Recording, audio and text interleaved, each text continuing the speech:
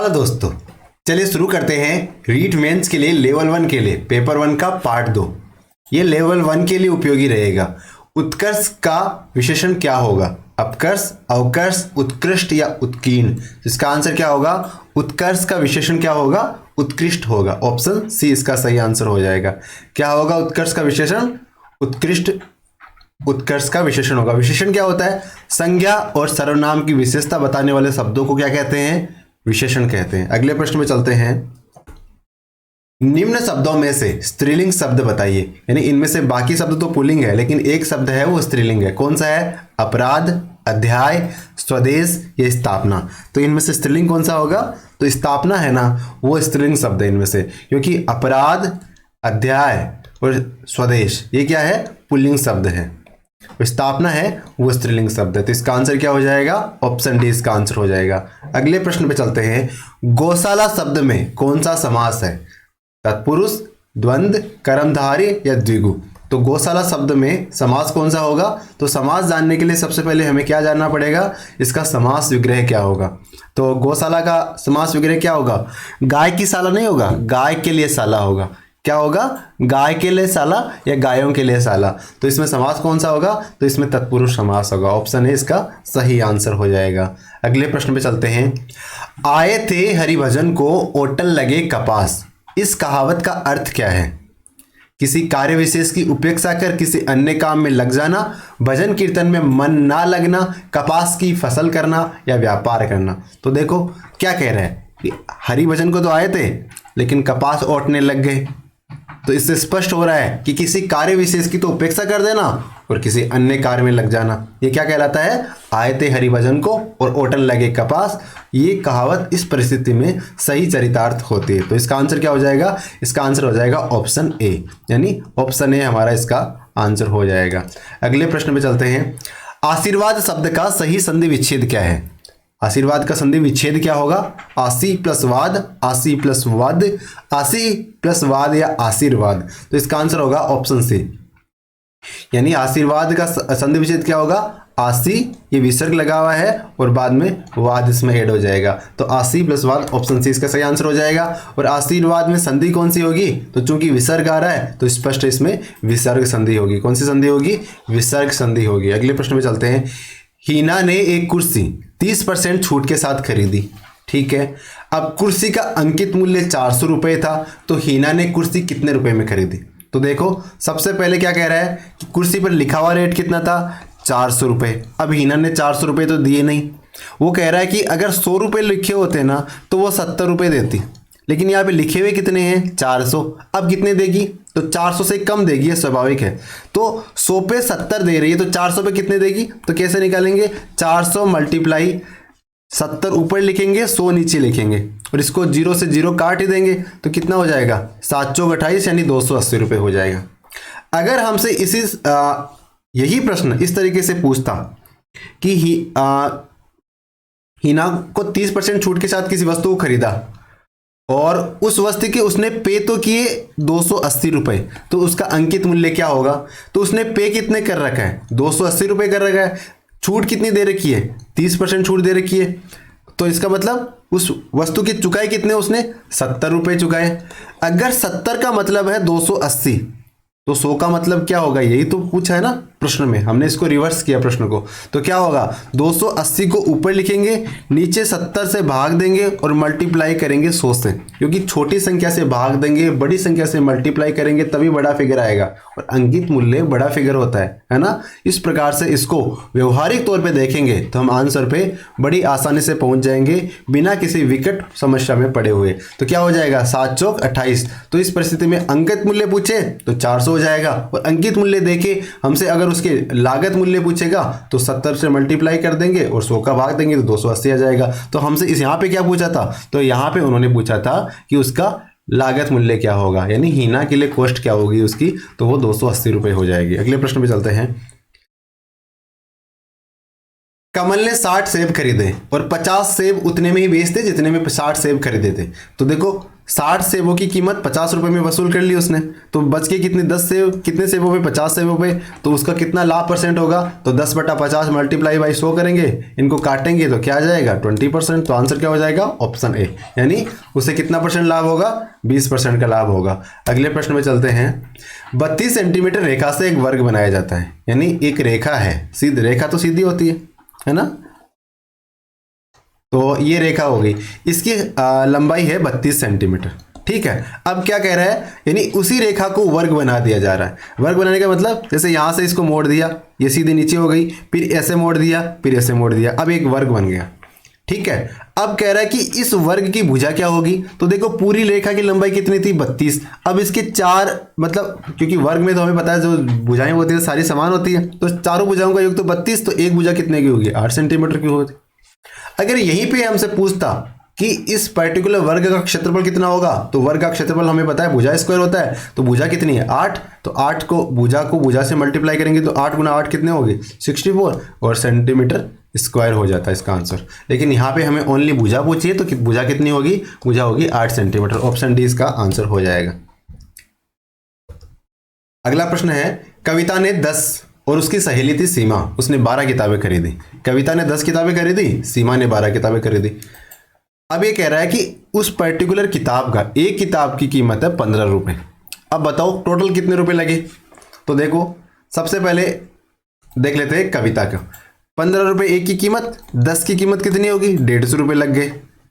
अब सीमा ने 12 किताबें खरीदी, एक की कीमत कितनी है 15 रुपये, तो टोटल कितने हो गए 15 12 180 हो गए। अब टोटल मिला के कितनी कॉस्ट लगी दोनों के, तो 0 8 5 8 5 13 और 1 2 3 330 रुपये लग गए। इस तरीके से निकाल सकते हैं। दूसरा, कविता ने 10 किताबें खरीदी, सीमा ने 12, तो टोटल किताबें कितनी खरीदी 22, एक किताब की प्राइस कितनी है 15, तो मल्टीप्लाई कर देंगे तो कितना होगा 15 दूनी 30, 15 दूनी 30 और 3 33, यानी 330 रुपीज़ उनकी कीमत हो जाएगी टोटल। तो इसका आंसर क्या हो जाएगा ऑप्शन सी। किसी भी तरीके से आप निकालना चाहो निकाल सकते हो। आगे दे रखा है 3.5 multiply 3.5 plus 1.5 multiply 1.5 plus 2 multiply 3.5 multiply 1.5। तो यहाँ देखिए आपको एक चीज़ तो दिख रहा होगा कि इसमें जो कॉन्सेप्ट है समीकरण वाला, द्विघात समीकरण वाला, a square plus b square plus 2ab, ऐसा ही कैसा कुछ है ना। तो इसको अगर सोल्व करते तो कब क्या आता है ए प्लस बी का होल स्क्वायर, यही तो होता है ना, ए प्लस बी का होल स्क्वायर क्या होगा a square plus b square plus 2ab। ए क्या हो गया 3.5 ए हो गया, बी क्या हो गया 1.5 हो गया। तो अब इसको अगर हम ए की जगह 3.5 लिख दे, बी की जगह 1.5 लिख दे, इनको जोड़ दे तो कितना हो जाएगा 5 हो जाएगा, और 5 का स्क्वायर कर देंगे तो क्या आ जाएगा 25 आ जाएगा। तो इस प्रकार इस इतने बड़े मल्टीप्लीकेशन को ना करके हम इस समीकरण के माध्यम से बड़ी आसानी से इस प्रश्न के उत्तर पे पहुंच सकते हैं। तो इसका आंसर क्या हो जाएगा ऑप्शन ए 25 हो जाएगा। क्या हो जाएगा ऑप्शन ए इसका आंसर हो जाएगा। An allowance made to a wife by her husband when they are legally separated, यानी पति और पत्नी अलग हो गए। अब पत्नी को अलग होने के बाद गुजारा भत्ते के लिए पैसों की आवश्यकता है, अब वो पति से ले रही है। अब पति उसको वो पैसा दे रहा है, उसे क्या कहते हैं डिक्टेटरशिप कहते हैं, एलिमोनी कहते हैं, पोस्टमार्टम कहते हैं या चांट कहते हैं। तो देखो इसे क्या कहेंगे, इसे कहेंगे एलिमोनी। क्या कहते हैं एलिमोनी। एलिमोनी का वैसे शाब्दिक अर्थ क्या होता है, वैसे एक शब्द में देखें तो ये होता है गुजारा भत्ता। लेकिन कैसा गुजारा भत्ता, यानी पति और पत्नी सेपरेट हो गए और पत्नी को अब गुजारा भत्ता चाहिए तो पति उसको गुजारा भत्ता देता है, तो इस प्रकार के गुजारा भत्ता को क्या कहते हैं एलिमोनी कहते हैं। क्या कहते हैं एलिमोनी कहते हैं। अच्छा डिक्टेटरशिप किसे कहते हैं, डिक्टेटरशिप कहते हैं तानाशाही को। किसे कहते हैं तानाशाही। जैसे हिटलर था ना, वो क्या था वो डिक्टेटर था। क्या था डिक्टेटर। और जो कॉन्सेप्ट चलाता था उसे क्या कहते थे डिक्टेटरशिप। यानी जर्मनी में क्या थी, जर्मनी में तानाशाही थी। एलिमोनी मैंने आपको बता ही दिया, यानी निर्वाह व्यय, जीवन जीने के लिए जो खर्चों की आवश्यकता होती है उसे एलिमोनी कहा जाता है, जो किसी लीगली उसको प्रोवाइड करवाया जाता है। और पोस्टमार्टम आपको पता ही है, आपने सुन रखा है medical examination of a body, यानी मरने के बाद बॉडी का मेडिकल एग्जामिनेशन किया जाता है ना, उसे हम क्या कहते हैं, उसे हम पोस्टमार्टम कहते हैं। और चांट किसे कहते हैं, चांट कहते हैं मंत्र के गायन के रूप में। जैसे आप ओम की ध्वनि निकालते सुबह सुबह मेडिटेशन करते समय, योगा करते समय, तो आप उस ध्वनि को क्या कहते हैं, उसे कहते हैं चांट। क्या कहते हैं चांट। अगले प्रश्न में चलते हैं। One who has total power यानी एक व्यक्ति जिसके पास सारी शक्तियां हैं, है ना, कौन होगा? एग्रेसर, सेंटेनरी, एंटीमोलॉजी या फिर ओमनीपोटेंट। तो किसे कहेंगे? One who has all power. तो कौन होगा वो? तो ओमनीपोटेंट को कहते हैं। ओमनीपोटेंट यानी जो बॉस होता है ना, जिसके पास सारी ताकत होती है, उसे कहते हैं ओमनीपोटेंट, और उसके पास होती है सारी ताकत। और बॉस का स्वभाव तो आप जानते ही हो, है ना। तो बॉस का ध्यान रखना, फूलचंद बनने की कोशिश मत करना, लगातार पढ़ते रहो, वरना तो परिस्थितियाँ कैसी हो जाएगी पता ही नहीं चलेगा। इसलिए बॉस बनने की प्रयास करो। तो इसका क्या होगा? One who has total power, omnipotent. Option D इसका सही आंसर हो जाएगा। एग्रेसर क्या होता है? एग्रेसर वो होता है जो मतलब जिसको बहुत जल्दी गुस्सा आता है। समवन हु अटैक्स फर्स्ट, यानी कॉम्प्लिकेटेड स्थिति होती है और उसमें बंदा फटक देने से क्रोधित हो जाता है, वो होता है एग्रेसर। सेंटेनरी क्या होता है? जैसे मान लो 1947 को भारत आज़ाद हुआ था। कब आज़ाद हुआ? 1947 को। ठीक है। अब 2047 आएगी ना, तो इसे क्या कहेंगे? आज़ादी का कौन सा ईयर है? सेंटेनरी ईयर है। कौन सा ईयर है? सेंटेनरी। और एंटोमोलॉजी क्या होता है? Entomology the science which deal with derivation of word, यानी जैसे आप पढ़ते हो साइकोलॉजी, तो साइकोलॉजी कहाँ से आया? लैटिन से आया या फिर ग्रीक से आया। इस प्रकार शब्दों का जो इतिहास जानना होता है ना, उसे हम कहते हैं एंटोमोलॉजी। क्या कहते हैं? एंटोमोलॉजी कहते हैं। तो एंटोमोलॉजी के लिए जो डेफिनेशन होगी वो क्या होगी? The science which deals with derivation of words. और ओमनीपोटेंट आपको पता ही चल गया, यानी जो बॉस होता है ना वो ओमनीपोटेंट होता है, सर्वशक्तिमान को ओमनीपोटेंट कहते हैं। अपसेट द एप्पल कार्ट एक आइटम है या फ्रेज है, इसका मतलब क्या होता है? Upset the Apple cart, hopeful in extremely close relation, become popular या टू क्रिएट डिफिकल्टी। तो किस परिस्थिति में कहते हैं अपसेट द एप्पल कार्ट? तो ये कहते हैं टू क्रिएट डिफिकल्टी, यानी परिस्थितियां को नकारात्मक बना देना, उसे कहते हैं अपसेट द एप्पल कार्ट, है ना। अपसेट द एप्पल कार्ट का मतलब परिस्थितियों को नकारात्मक बना देना, परिस्थितियों को मुश्किल बना देता, मुश्किलें खड़ी कर लेना, ये होता है अपसेट द एप्पल कार्ट। तो इसका आंसर क्या हो जाएगा? ऑप्शन डी इसका सही आंसर हो जाएगा, यानी मुसीबत पैदा करना, साधारण शब्दों में कहें तो। Fireman were able to put out space fire in the church street. तो इसमें क्या आएगा खाली जगह में? Fireman were able to put out a fire in the church street, the fire in the church street, no article होगा या इनमें से कोई नहीं होगा। देखो इसका आंसर क्या होगा? इसका आंसर होगा the fire in the church street. देखो यहाँ पे क्या कह रहे हैं? फायरमैन, है ना। फायरमैन क्यों आएगा? जब आग लगी रहेगी और पर्टिकुलर आग लगी है तभी तो फायरमैन आया ना।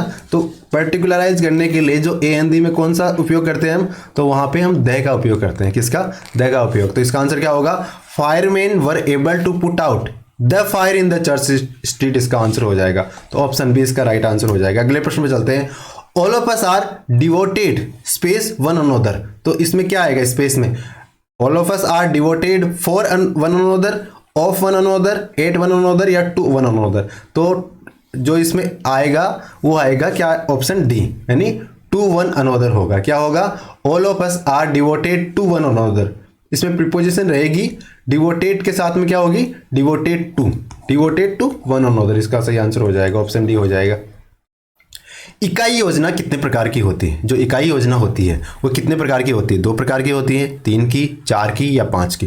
तो इकाई योजना कितने प्रकार की होती है? तो इकाई योजना होती है ना वो 2 प्रकार की होती है। कौन कौन सी? एक तो होती है पाठ्य वस्तु आधारित। कैसी? पाठ्य वस्तु आधारित इकाई योजना, ठीक है। और दूसरी होती है अनुभव आधारित, ठीक है। यानी एक तो किताब, एक जिंदगी, इस तरह से समझ सकते हो। तो इकाई योजना कितने प्रकार की होती है? एक तो पाठ्य वस्तु आधारित होती है और दूसरी अनुभव आधारित। तो इसका आंसर क्या हो जाएगा? ऑप्शन ए इसका सही आंसर हो जाएगा। अगले प्रश्न पे चलते हैं। लेंटर्स और एपिस्कोप दोनों किस यंत्र में हो सकते हैं? यानी आपको लेंटर की सुविधा भी चाहिए, एपिस्कोप की सुविधा भी चाहिए। तो एक कौन सा यंत्र आप उपयोग करोगे कि दोनों के कार्य उसमें हो जाए? मॉडल को, एपीडायस्कोप को, ग्राफ या चार्ट को या सिनेमा को। तो इसका आंसर क्या होगा? इसका आंसर होगा ऑप्शन बी, एपीडायस्कोप। यानी अगर आपको लेंटर्स और एपिस्कोप दोनों की सुविधाएं चाहिए एक पर्टिकुलर यंत्र में, तो आप एपीडायस्कोप का उपयोग करोगे। किसका? एपीडायस्कोप का। तो लेंटर्स जो स्लाइड बनाने के लिए लेंटर्स का उपयोग किया जाता है, और एपिस्कोप चित्र, रेखा चित्र या नमूने बनाने के लिए एपिस्कोप का प्रयोग किया जाता है। और दोनों का अगर आपको मजा लेना है तो कौन सा यंत्र का उपयोग करना पड़ेगा? तो एपीडायस्कोप का उपयोग करना पड़ेगा। सत्र पर्यंत चलने वाली प्रक्रिया का ब्यौरा, जो साल भर चलती है ना, सत्र पर्यंत चलती है, वैसे प्रक्रिया का ब्यौरा किस शैक्षणिक योजना के अंतर्गत आता है? दैनिक पाठ योजना, वार्षिक पाठ योजना, इकाई योजना या इनमें से कोई नहीं। तो जो पूरे साल चलने वाला ब्यौरा है ना, वो तो ऑब्वियसली किस में होगा, वार्षिक पाठ योजना में होगा ना। इसका आंसर क्या हो जाएगा, वार्षिक पाठ योजना। ऑप्शन बी इसका सही आंसर हो जाएगा। विज्ञान विषय में बालक का प्रयोगशाला में कार्य करने से क्या होता है, उसमें सामाजिकता आती है, आत्मविश्वास जागृत होता है, तर्क शक्ति का विकास होता है, ये सभी होता है। तो देखिए क्या होगा इसका आंसर, इसका आंसर होगा ऑप्शन डी, ये सभी। जब भी प्रश्न में अगर सारी चीजें सकारात्मक है और ऑप्शन ये सभी आ रहा है, तो ज्यादातर प्रश्नों में ये होता है कि ऑप्शन डी ही उत्तर होता है, लेकिन सब में फॉलो नहीं होता है रूल। तो आपको अपने आंख कान खड़े रखने हैं, लेकिन ज्यादातर प्रश्नों में उसका ये सभी यानी उपयुक्त सभी होता है, अगर सारी चीजें पॉजिटिव ही है। तो देखो प्रयोगशाला में बालक कार्य करेगा तो सामाजिकता आएगी, क्योंकि प्रयोगशाला में वो अकेला तो कार्य नहीं करेगा, प्रयोगशाला में और व्यक्ति भी कार्य करेंगे, और व्यक्ति कार्य करेंगे तो कहीं ना कहीं उसमें सामाजिकता आएगी, उनके साथ सामंजस्य बनाना, कोऑर्डिनेशन करना वाला गुण उसमें आएगा। फिर प्रयोगशाला में कार्य करता है तो प्रैक्टिकल करता है, प्रैक्टिकल करता है तो व्यक्ति में आत्मविश्वास जागृत होना स्वाभाविक है, और प्रयोगशाला में तर्क शक्ति का विकास होगा, क्योंकि परिस्थितियां इस प्रकार की होगी कि उसको अपने विवेक से कार्य करना पड़ेगा, और विवेक के लिए क्या जरूरी है, तर्क शक्ति जरूरी है। तो इस प्रकार ये सारे ही गुण प्रयोगशाला में कार्य करने से बालक में डेवलप होने की संभावना रहती है।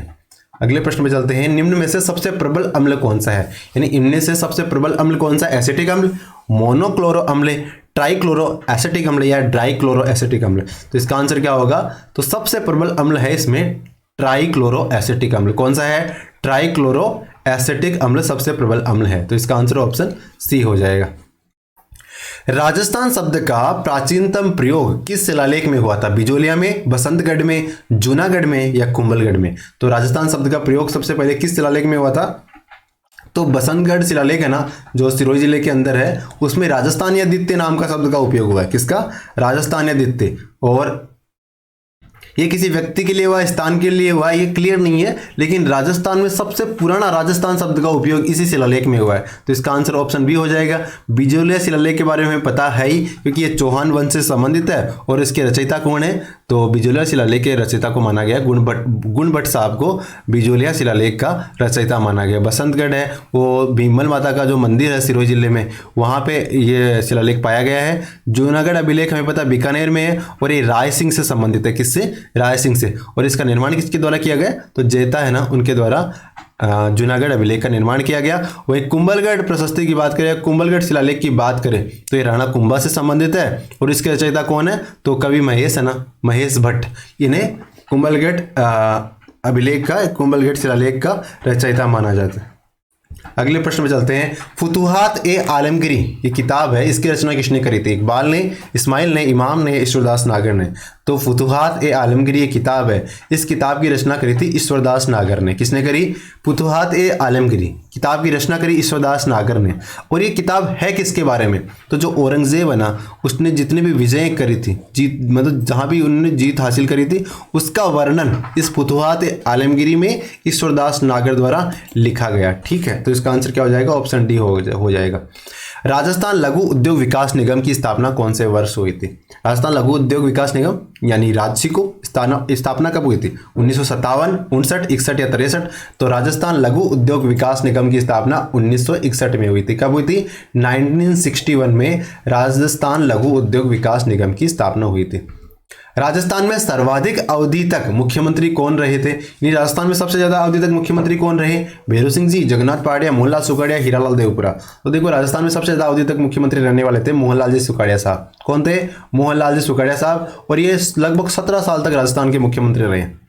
अभी देखो गहलोत साहब है, वो 15 साल का कार्यकाल उनका पूरा होने ही वाला है। तो इस प्रकार से सुखाड़िया साहब के मतलब रिकॉर्ड को तोड़ सकते हैं वो इस तरह से आगे बढ़े, लेकिन राजनीति में कुछ कहा नहीं जा सकता जब तक वो काम पूरा नहीं हो जाए। तो 1954 से 71 तक मोहनलाल सुखाड़िया साहब राजस्थान के मुख्यमंत्री रहे, और मोहनलाल सुखाड़िया साहब को ही हम क्या कहते हैं, आधुनिक राजस्थान के निर्माता कहते हैं। भैरू सिंह जी शेखावत साहब यानी बाबू साहब, ये राजस्थान के पहले गैर कांग्रेसी मुख्यमंत्री थे, यानी पहले तो सारे कांग्रेसी बन रहे थे, और जब भैरू सिंह जी आए तो ये मुख्यमंत्री बने तो ये कांग्रेसी नहीं थे। तो राजस्थान के पहले गैर कांग्रेसी मुख्यमंत्री कौन थे, तो भैरू सिंह जी शेखावत थे। और जगन्नाथ पहाड़िया, तो ये राजस्थान के पहले अनुसूचित जाति के मुख्यमंत्री थे, यानी अनुसूचित जाति के मुख्यमंत्री कौन थे? तो जगन्नाथ पहाड़िया साहब है ना, ये राजस्थान के अनुसूचित जाति के पहले मुख्यमंत्री थे। वहीं हीरालाल देवपुरा साहब, ये तो मात्र 16 दिन ही मुख्यमंत्री रहे। कितने दिन?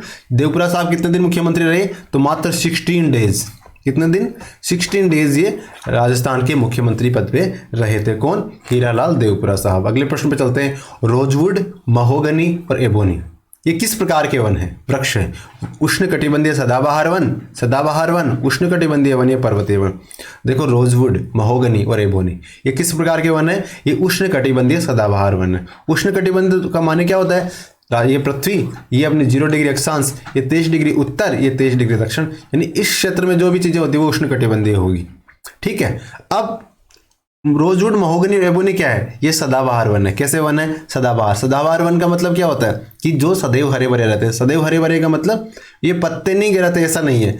ये इतने ज्यादा घने होते हैं कि ये पत्ते गिराते हैं, लेकिन उसी समय पीरियड में पत्ते इनके फिर से पत्ते आ जाते हैं, तो सारे पत्ते एक साथ नहीं गिरते इनके, इस कारण ये सदाबहार बने रहते हैं। तो रोजवुड, महोगनी और एबोनी कैसे वन है? उष्णकटिबंधीय सदाबहार वन है। तो इसका आंसर क्या हो जाएगा? ऑप्शन ए इसका आंसर हो जाएगा। अगले प्रश्न पे चलते हैं। मौन वाचन शुरू किया जाता है। मौन वाचन माने मन के अंदर पढ़ना। ये किस कक्षा में किया जाता है? 6ठी कक्षा से, 3री से, 4थी से, 5वीं से।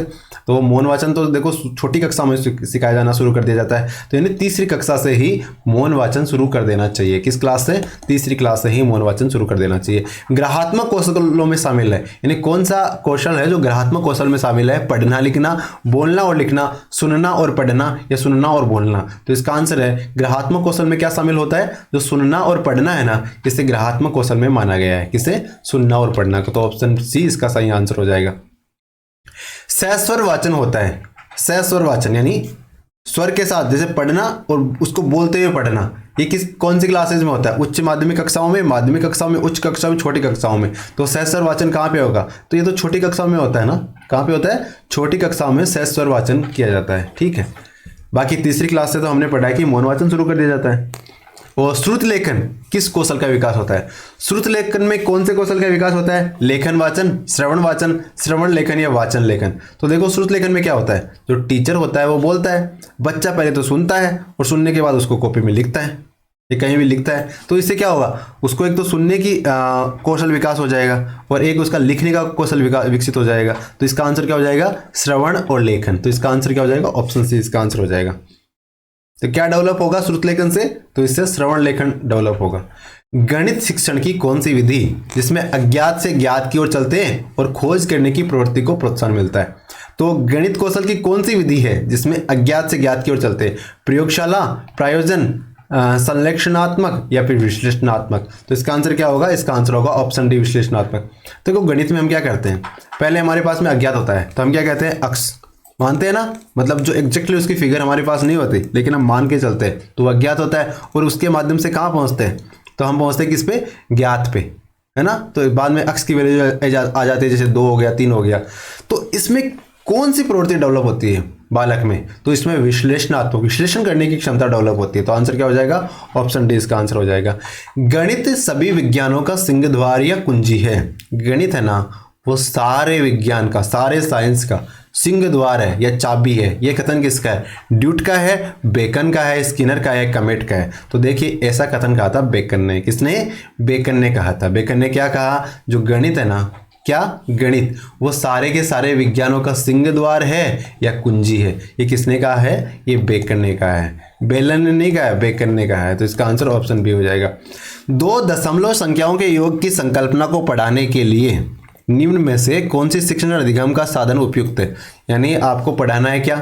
2 दशमलव संख्याओं की योग की संकल्पना। इसके लिए आप कौन सा साधन उपयोग करोगे? जियो बोर्ड, मोती और माला, ग्राफ पेपर और गिनतारा। तो इसका आंसर क्या बता रहा है? ये कह रहा है कि ऐसी परिस्थिति में आप ग्राफ पेपर का उपयोग करोगे। किसका? ये कह रहा है ग्राफ पेपर का आप उपयोग करोगे। गणित से भयभीत होने और उससे असफल होने के लिए निम्न में से कौन सा कारण होगा?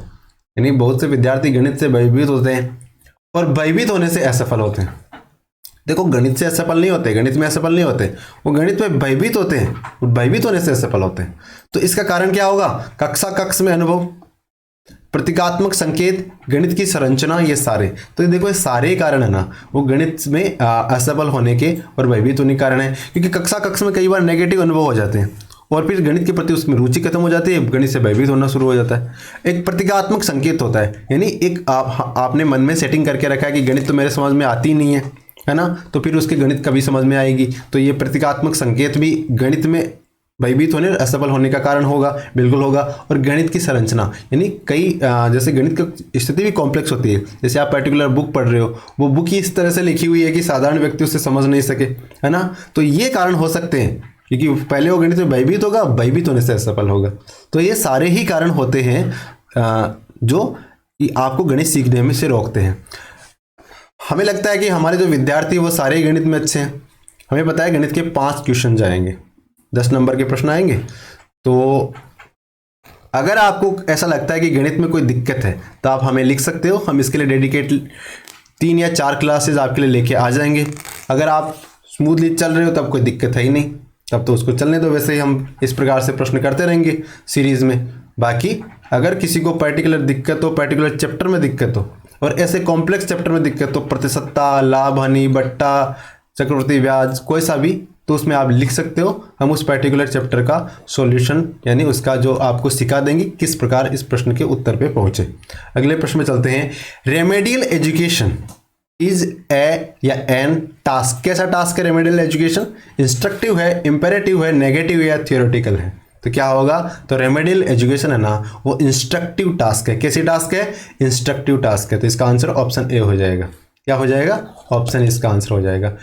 To help the student who overcome the problem of spelling mistakes, a teacher will use space as the teaching strategy। ये क्या कह रहा है कि कोई स्टूडेंट है ना, मेरी तरह, आप हो अध्यापक और स्टूडेंट है मेरी तरह, और उसको स्पेलिंग लिखने में दिक्कत होती है, ठीक है। अब आपको उसकी ये प्रॉब्लम को सोल्व आउट करना है। तो कैसे करोगे? कौन सी टेक्निक का उपयोग करोगे? डिक्टेशन के उपयोग करोगे, लाउड रीडिंग करने के लिए कहोगे कि बोले जोर जोर से पढ़ भाई, या आप उसकी ब्रेनस्टॉर्मिंग करोगे। ब्रेनस्टॉर्मिंग मतलब आप उसे कोई पजल दोगे, बोले पजल करो, तो आपकी स्पेलिंग लिखने की जो दिक्कत है ना वो सोल्व हो जाएगी। या आप उसे प्रोनाउंसिएशन ड्रिल करवाओगे, यानी उसे पढ़वाओगे जैसे वर्ड्स को। तो क्या करोगे इसके लिए? तो आप इसके लिए क्या करोगे? डिक्टेशन करवाओगे। डिक्टेशन का मतलब जो हमने थोड़ी देर पहले प्रश्न में पढ़ा था, श्रुत लेखन, यानी आप बोलोगे और बच्चा लिखेगा। तो उस प्रकार अगर आप बोलोगे, स्पेलिंग्स बोलोगे, फिर मैं उसमें लिखूंगा, आप उसको चेक करोगे क्या क्या गलतियां हो रही है, उसके माध्यम से धीरे धीरे जाके जो स्पेलिंग लिखने की मिस्टेक्स है ना वो खत्म हो जाएगी, ठीक है। अगले प्रश्न में चलते हैं। Delayed education development is called. Delayed language development क्या कहलाती है? डेफिशिएंसी, अफाशिया, डम्बनेश या हैंडीकेप? तो डिलेड लैंग्वेज डेवलपमेंट क्या कहलाती है? ये कहलाती है भैया अफाशिया। शायद मैं सही प्रोनाउंस कर रहा हूं, अफाशिया इसका आंसर होगा, ऑप्शन बी। ये क्या होगा? APHASIA। अफाशिया क्या होगी? डिलेड लैंग्वेज डेवलपमेंट, ठीक है। Assessment of learners achievement help the teacher to, किसके लिए? Evaluate the effectiveness of pedagogy, make ability grouping of learner in the classroom, prepare activity log for teaching, या maintain the performance record of lectures learners. तो क्या होगा इसका answer? तो इसका answer होगा ऑप्शन बी। क्या होगा? ऑप्शन बी में क्या लिखा है? To make ability grouping of learner in the classroom. किसके लिए? असेसमेंट ऑफ लर्नर अचीवमेंट, ठीक है। अगले प्रश्न में चलते हैं। निम्न में से विज्ञान मेले में प्रदर्शित किया जा सकता है। विज्ञान मेले में क्या प्रदर्शित किया जा सकता है? विज्ञान संबंधी फिल्म, चित्र या मॉडल, वैज्ञानिक सूचनाओं और संग्रहित वस्तुओं के नमूने, या ये सारे के सारे? देखो विज्ञान मेले में क्या प्रदर्शित किया जा सकता है? विज्ञान संबंधी फिल्मों को करा जा सकता है, बिल्कुल करा जा सकता है, कौन मना कर रहा है, ठीक है, कर दो। चित्र और मॉडल कर सकते हो, बिल्कुल कर सकते हो, क्योंकि ये भी साइंस से रिलेटेड है ना, तो ये कर ही सकते हो। वैज्ञानिक इन्फॉर्मेशन कर सकते हो, हाँ। संग्रहित वस्तुओं के नमूने कर सकते हो, बिल्कुल कर सकते हो। यानी ये सारे ही चीजें आप अगर विज्ञान मेले में जाते हो तो वहां प्रदर्शनी के तौर पे लगा सकते हो। क्या क्या चीजें? विज्ञान संबंधी फिल्म, चित्र और मॉडल, विज्ञान की इंफॉर्मेशन या संग्रहित वस्तुओं के नमूने। अगले प्रश्न पे चलते हैं। प्रदर्शन सामग्री में पहला महत्व किसका है? आप प्रदर्शन सामग्री लगा रहे हो, उसमें सबसे पहला महत्व किसका है? सिनेमा का है, रेडियो का है, या जो प्रत्यक्ष वस्तु है उसका है, या एपिस्कोप का है? तो देखो प्रदर्शन सामग्री में सबसे ज़्यादा महत्व किसका है? वो जो सामने वस्तु है ना, प्रत्यक्ष वस्तु, उसका सबसे ज़्यादा महत्व है।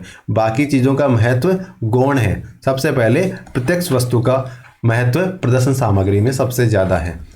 वह सिद्धांत जिस पर संभाषण विधि लागू नहीं होती, यानी कौन सा सिद्धांत है जिस पर संभाषण विधि लागू होती ही नहीं है?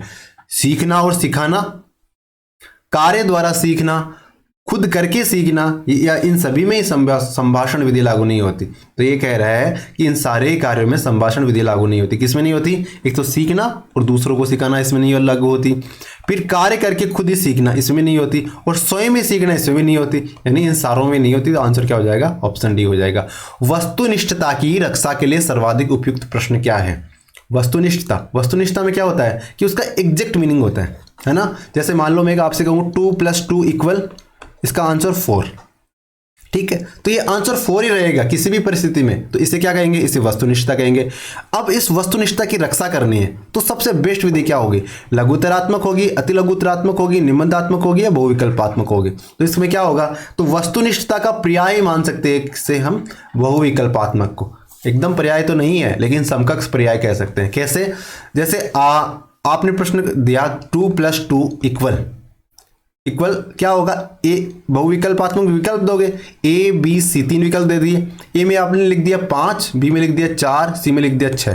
तो इसका आंसर क्या होगा? इसका आंसर होगा ऑप्शन बी, यानी एग्जैक्टली ये आंसर होगा ये। तो ये किसमें होगा? वस्तुनिष्ठता की रक्षा के लिए सबसे उपयुक्त प्रश्न कौन सा होगा?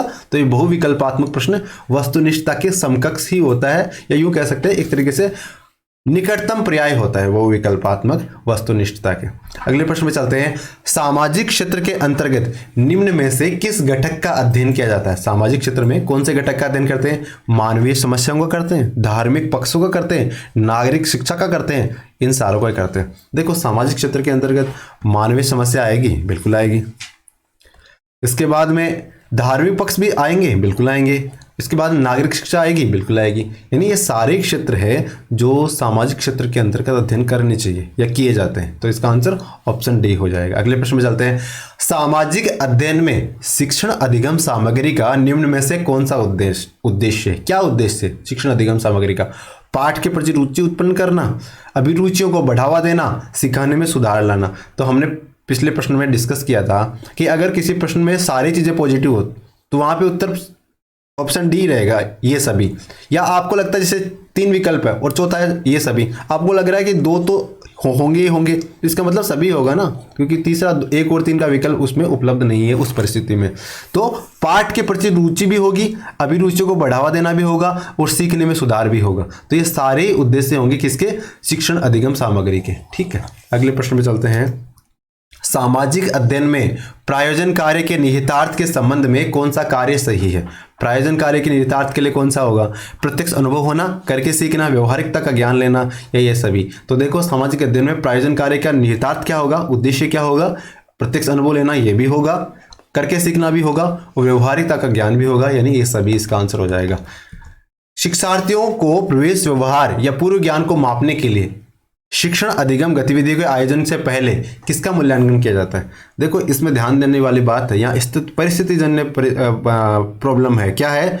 विद्यार्थियों को प्रवेश व्यवहार और पूर्व ज्ञान को मापने के लिए, यानी एंट्री कर रहा है विद्यार्थी, अब आपको अब तक के उसके ज्ञान को मापना है ना? तो आप किसका उपयोग करोगे? प्लेसमेंट का, रचनात्मकता का, नैदानिक का, योगात्मकता का। तो इस परिस्थिति में आप प्लेसमेंट का उपयोग करोगे। क्या? इसका प्लेसमेंट का। तो आंसर क्या होगा? प्लेसमेंट, ऑप्शन सही हो जाएगा।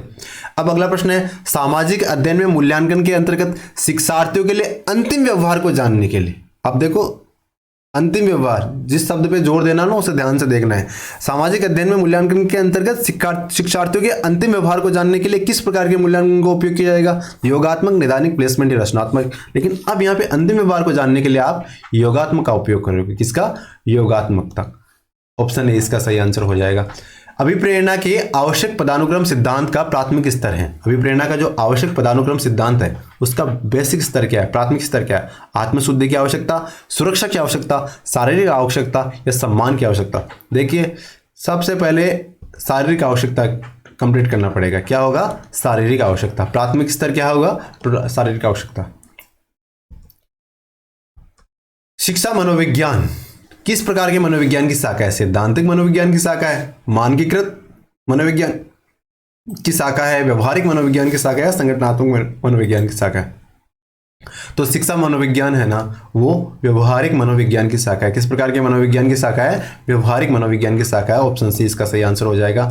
शिकागो क्रियात्मक परीक्षण किस अवस्था के लोगों के परीक्षण में विशेष रूप से उपयोगी सिद्ध होता है? शिकागो क्रियात्मक परीक्षण की बात कर रही है, तो कौन से वर्ग के लोगों के लिए उपयोगी होगा? कौन से वर्ग के विद्यार्थी या बालकों के लिए उपयोगी होगा? 12 से 14, 14 से 16, 6 से 8 या 4 से 6? तो इसका आंसर क्या होगा? इसका आंसर होगा ऑप्शन ए, यानी 12 से 14 वर्ष के जो आयु वर्ग के बालक या विद्यार्थी है, टाबर है, उनके लिए शिकागो क्रियात्मक परीक्षण सबसे उपयुक्त होगा। ठीक है, तो इसका आंसर ऑप्शन ए हो जाएगा। आनुवांशिकता द्वारा मनुष्य की बुद्धि आगे की पीढ़ियों में संक्रमित होती है। ठीक है, ये एक बात हो गई, यानी जो मनुष्य की बुद्धि है ना, वो आनुवांशिक रूप से एक स्थान से दूसरे स्थान की तरफ जाती है। ठीक है, अब ये तो एक बात होगी। अब दूसरी बात क्या कह रहा है? जबकि कौन से इस कार्य जन्मजात योग्यता के विकास के लिए उपयुक्त परिस्थितियों का निर्माण करती है? तो क्षेत्र, मौसम, वातावरण या जलवायु? तो इसका आंसर होगा ऑप्शन सी, वातावरण। यानी जो आनुवांशिक बुद्धि तो है जो है, ठीक है, अब इस आनुवांशिक बुद्धि जितनी बुद्धि है, इसको बेहतर करने के लिए किसकी आवश्यकता होगी? क्षेत्र की, मौसम की, वातावरण की या जलवायु की? तो इसमें वातावरण है ना, वातावरण की उपयुक्त परिस्थितियां इस बुद्धि का सर्वोत्तम मतलब निखार करने में उपयोगी होगी। तो इसका आंसर क्या हो जाएगा? ऑप्शन सी हो जाएगा। सामान्यतः पुरुषों में XY गुणसूत्र होते हैं, जबकि महिला में कैसे होते हैं? XX, XYY, XX या XY? तो इसका आंसर क्या होगा? इसका आंसर होगा ऑप्शन ए, यानी पुरुषों में XY गुणसूत्र, महिलाओं में XX गुणसूत्र होता था। आंसर ऑप्शन ए हो जाएगा। अलग अलग सोच वाले पैटर्न उन बच्चों की पहचान करवाते हैं, यानी अलग अलग सोच वाले पैटर्न ना किस प्रकार के बच्चों की पहचान करवाते हैं? दिव्यांग, मंदबुद्धि, सृजनात्मक या सामान्य? तो अलग अलग पैटर्न वाले बच्चे, अलग अलग सोच वाले पैटर्न है ना, वो सृजनात्मक बच्चों की पहचान करवाते हैं। किस प्रकार के बच्चों की? सृजनात्मक बच्चों की पहचान कराते हैं। तो आंसर क्या हो जाएगा? ऑप्शन सी, यानी सृजनात्मक इसका आंसर हो जाएगा। दिव्यांगजन अधिकार अधिनियम कब लागू किया गया? बहुत महत्वपूर्ण प्रश्न है, याद रखना है। दिव्यांगजन अधिकार अधिनियम किस साल लागू किया गया? 95, 92, 99 या 2016? तो देखो, ये दिव्यांगजन अधिकार अधिनियम है, ये 2016 में लागू किया गया, यानी मोदी राज में लागू किया गया था। तो इसका आंसर ऑप्शन डी हो जाएगा। मनोलैंगिक विकास में सुप्तावस्था का अंतराल कितना होता है? मनोलैंगिक विकास में सुप्तावस्था का अंतराल 2 से 5 साल होता है, 6 से 18 साल, 18 से 20 या 2 से 5? तो इसका आंसर क्या हो जाएगा? इसका आंसर होगा ऑप्शन बी, यानी 6 से 18। क्या होगा? 6 से 18 सुप्तावस्था का काल होता है मनोलैंगिक विकास में। कोहनबर्ग वर्ग के नैतिक विकास के सिद्धांत की चरम अवस्था क्या होगी? कोहनबर्ग वर्ग के जो नैतिक विकास के सिद्धांत की जो चरम अवस्था वो क्या होगी? आधारहीन आत्मचरणता अवस्था, परंपराओं को धारण करने की अवस्था, आधारयुक्त आत्मचेतना अवस्था या स्वकेंद्रित अवस्था?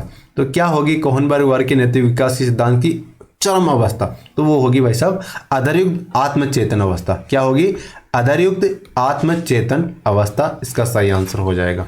ये इसकी चरम अवस्था होगी। निम्न में से कौन यूनिफॉर्म रिसोर्स लोकेटर का भाग है? यानी इनमें से कौन सा है जो यूआरएल का भाग है? यूनिफॉर्म रिसोर्स लोकेटर का भाग है कौन सा है? Protocol, server name, file name या सभी? तो इसका आंसर है ऑप्शन डी, यानी ये सारे ही यूआरएल के भाग है। कौन से? प्रोटोकॉल भी भाग है, सर्वर नेम भी भाग है, फाइल नेम भी भाग है। किसके? यूनिफॉर्म रिसोर्स लोकेटर के। किसके?